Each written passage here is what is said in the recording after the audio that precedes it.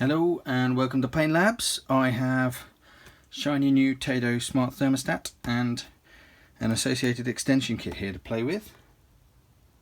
So what do I like about Tado? I know everybody's all about the Nest these days, but there's a number of issues with the Nest that I will mention in very brief.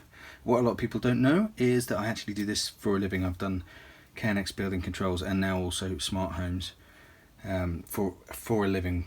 And you learn a lot about this kit when you do that. Interesting thing to note about this is a 5-year extended guarantee for professionals and customers, and you get a 12-month energy savings guarantee, so they will give you your money back if you do not save the same amount that you've spent in energy, I believe. I'll have to read that, I'll confirm that. So you've got a 5-year extended guarantee. And this box simply contains the Tado unit here and this little internet bridge thingy right here. That's basically what's in here, but we'll crack it open and have a look. One of the things that I find particularly interesting about this one is that it is HomeKit certified, which Nest is not, which actually means that if you've got Nest, then you cannot use Siri. You cannot use a HomePod to control your heating, and that is an absolute blocker for me, because that's the voice control that I use. It's also a blocker for pretty much everybody who uses iPhones around the house. You're going to have to populate your entire home with either Echo Dots or whatever to use Alexa or Google Assistant or whatever, which of course Nest does work with. But not working with HomeKit is a big issue for me, because I do use Apple Home, and I don't do a huge amount of home automation, but I have got some Philips Hue lights down in my lounge, and I've got some Hue lights in my toilets with presence detection, and I'm now doing my heating. And the other thing I love about this Tado is it has a directly supported radiator upgrade, so you can buy little radiator stats to put on every single radiator in the home, and then the app will support all of those directly. It's all HomeKit certified, so that you get voice control of the temperature in every room in your house and all of that sort of thing.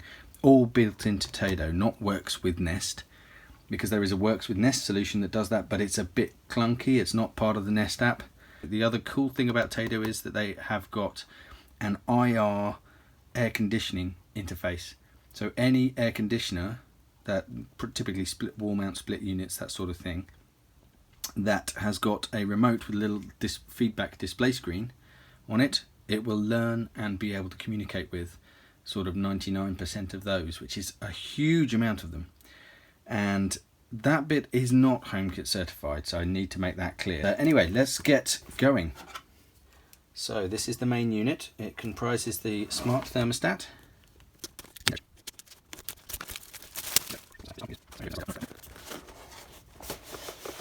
So we end up with 2 separate boxes in our box, and this looks to be the manual.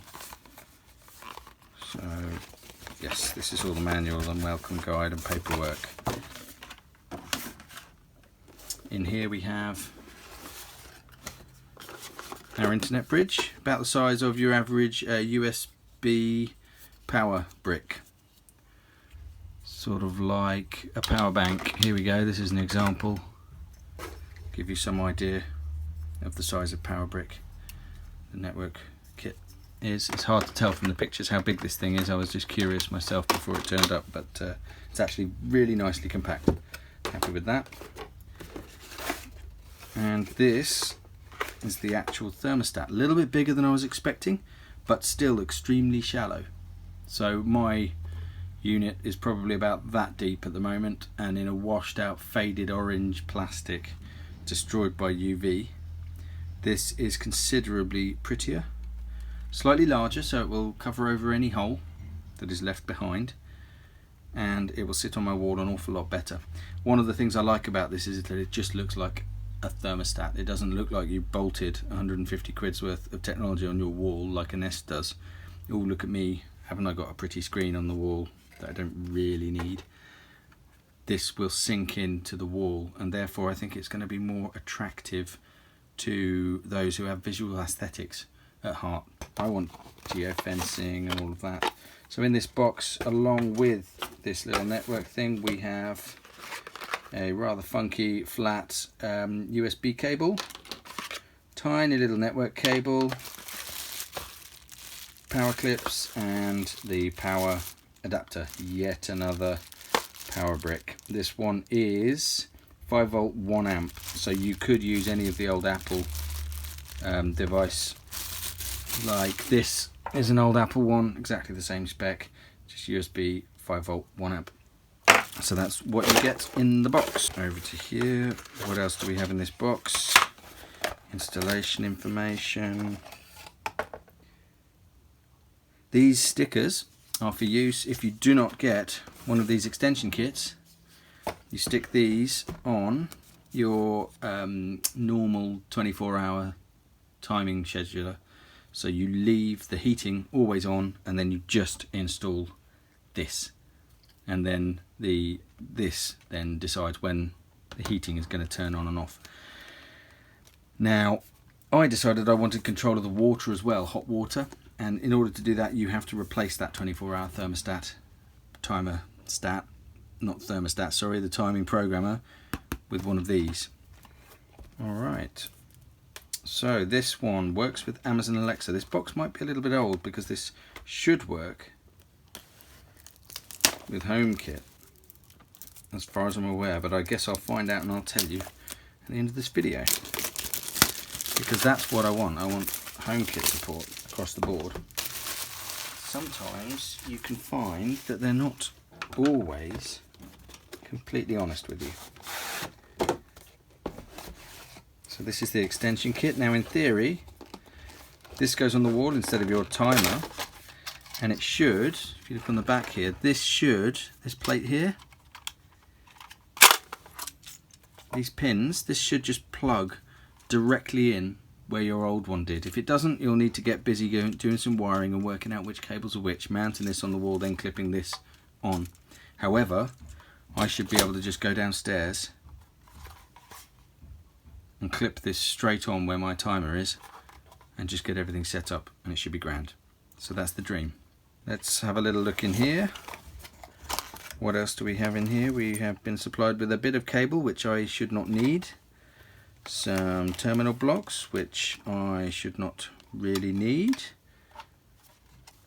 I guess this is for various different forms of installation when you find you have to do some custom stuff.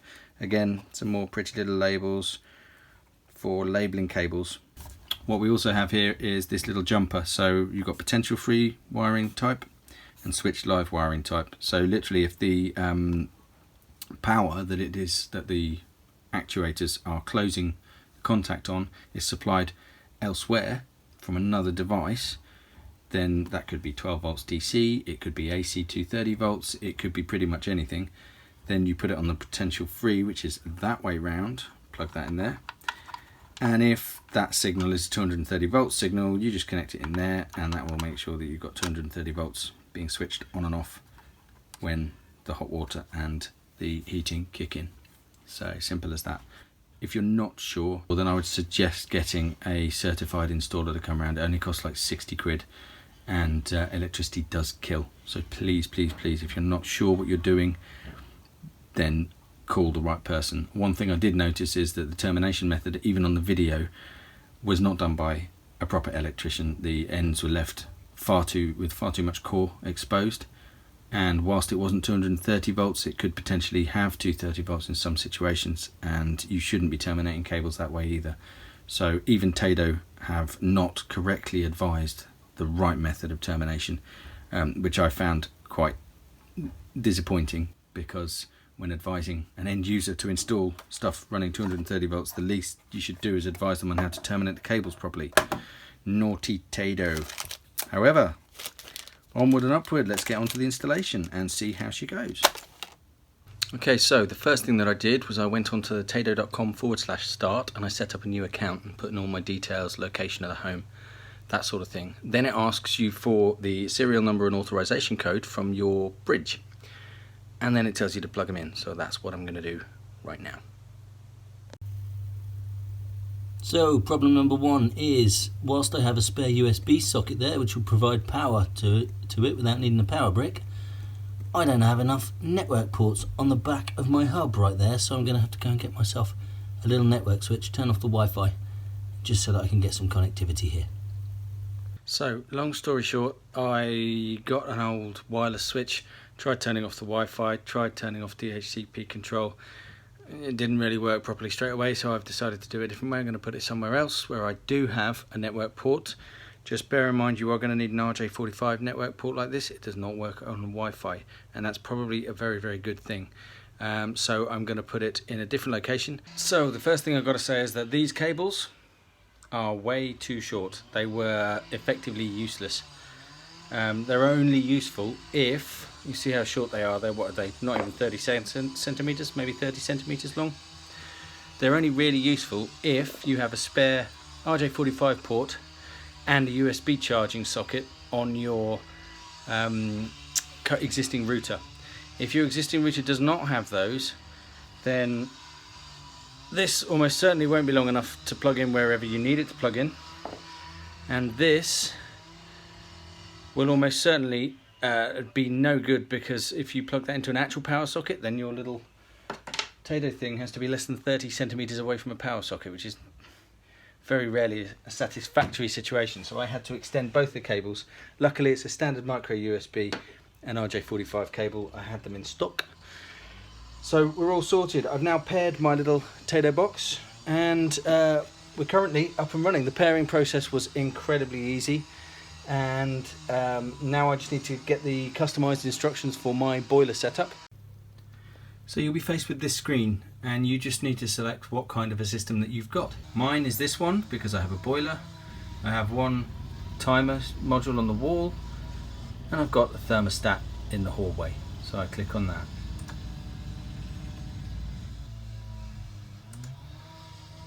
So this is one of the problems I need to fix.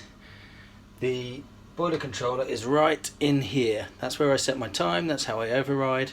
It's totally inaccessible in my utility room, so this is one of the reasons why I bought Tado in the first place. I just need to find out what manufacturer and part number it is so I can put it into the website. So this filthy old thing is what I'm going to replace, a Drayton Tempest 7. Hopefully it should be a straight swap in, swap out.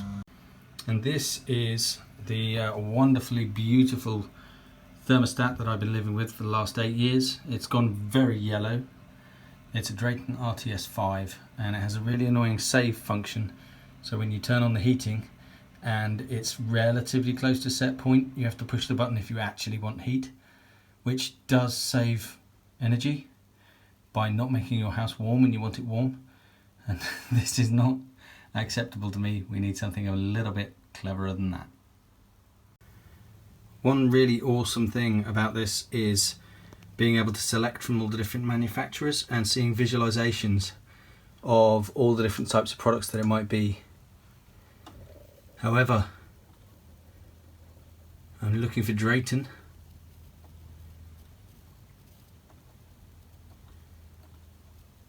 And rather frustratingly, it is not in alphabetical order.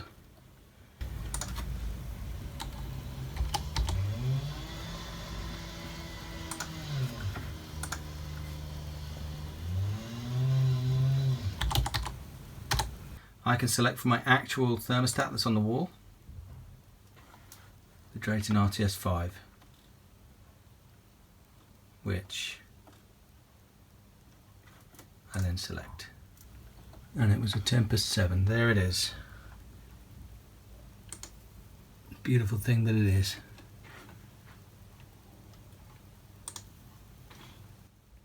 And now my boiler.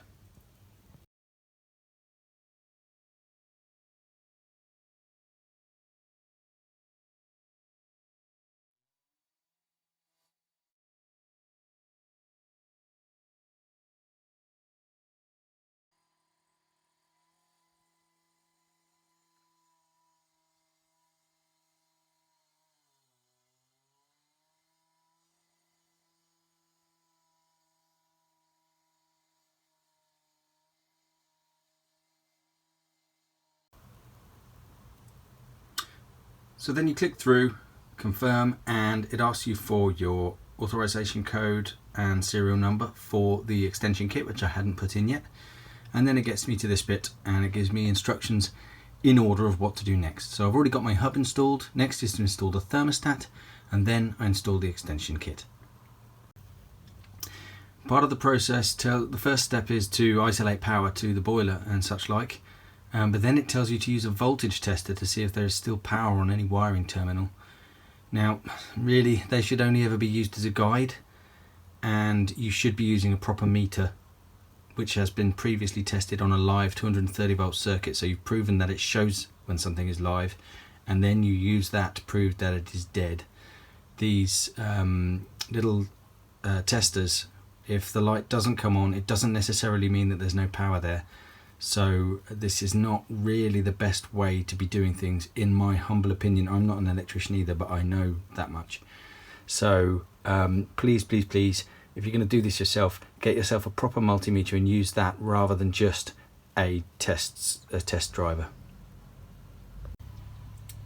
So this is quite nice. It gave me two options for the wiring. One of them was the same as the wiring that I found when I took my thermostat off, and it actually tells you which labels to use on which cables, so it accurately represents which ends they are. So it's interesting to note that I just killed the power to the boiler, which also killed the power to these cables, but I actually had a hot water breaker that was turned on my board, and when I flipped that off it didn't do anything. So I assume that's for the electric radiator upstairs. Like there's an electric coil in my boiler, so I assume it's for that.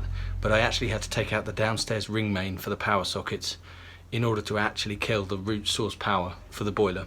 Even though there was a switch on the wall, it's always a good idea to do that. Rather annoyingly, the power to the sockets obviously also cut my internet connection, which you need to use as you're going through this step. So you ping through page by page by page. So if you isolate the power to your sockets, like I had to, because that's what my boiler was on, you kill the power to the internet and it breaks the process. So I've had to power those back on. As it happens, just isolating the power to the boiler switch clears these cables. I double checked it, not just with a tester stick, but also with a proper multimeter, which was previously tested on a working live connection so that I knew that it worked. So I've managed to get around it that way, but you do need to be a little bit careful. Okay, so as you can see, I've labelled the wires as required, changed the back plate and mounted this Tado back unit here, and terminated the wires as they instructed me on the website. So thermostat is basically wired. Now to move on to the hot water controller. This is great fun. Trying to get in here on top of my worktop. I can't even see this screw with my own eyes.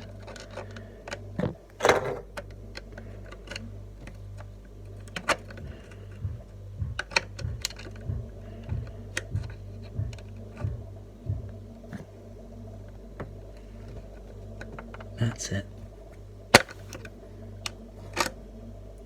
So apart from the annoying screws which I couldn't get to, I've now got my unit off, but this is so poorly installed in my nice new build house that I'm going to have to replace it with the other mount that comes with the Tado, whether I want to or not.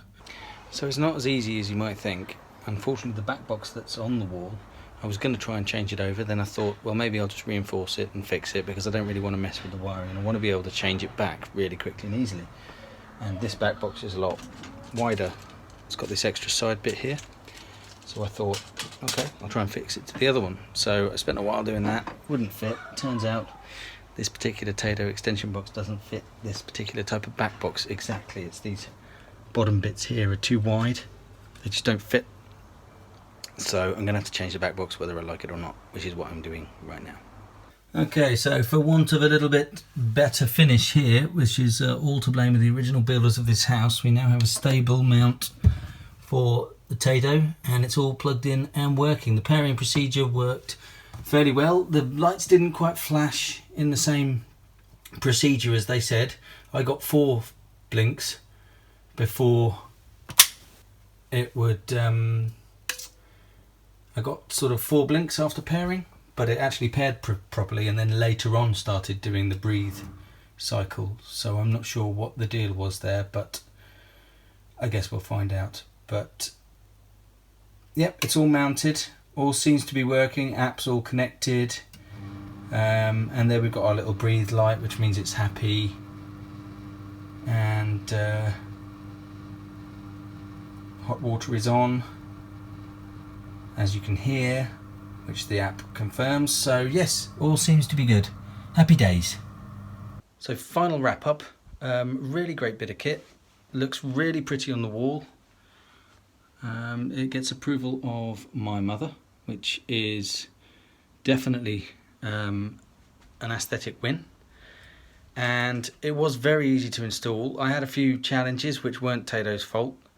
One was the power for the boiler was wired directly onto the same circuit that powered my internet connection, and you have to have a running internet connection in order to do the install correctly if you want to follow the instructions, which is a bit of a challenge. So I recommend you use a laptop, preferably with 4G. That way, doesn't matter what you do, you should be able to carry on with your install. Other issue I did have is that it wasn't an direct interchange with the back box on the heating controller on the extension kit, not by a long shot, so I had to change the back plate, but that was quick and easy as well.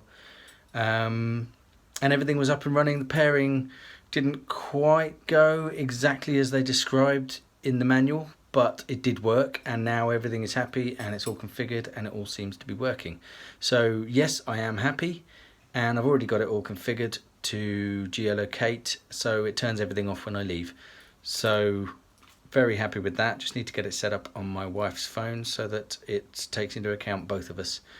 So yeah, really good, dead easy to install, good value, pretty on the wall, and I kind of like it. Take care, see you later.